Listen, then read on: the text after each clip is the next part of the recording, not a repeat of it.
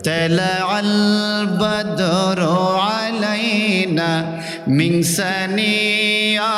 الوداع وجب الشكر علينا ما دعا لله دا سبحان الله কর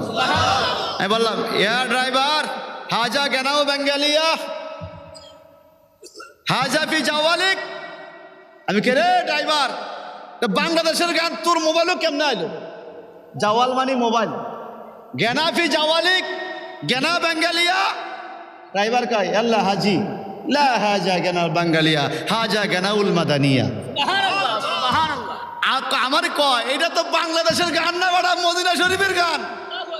আমি তো হাদিসটা জানি তার থেকে জানতে হাদিস আর হাজিদেরকে শুনাইতেছি দেখ আরবিরা কি কয় মদিনা শরীফের গান হ্যাঁ আমি বললাম যে মিন আইনা ওয়াক্ত এই কোন সময় থেকে এই গান বলো তো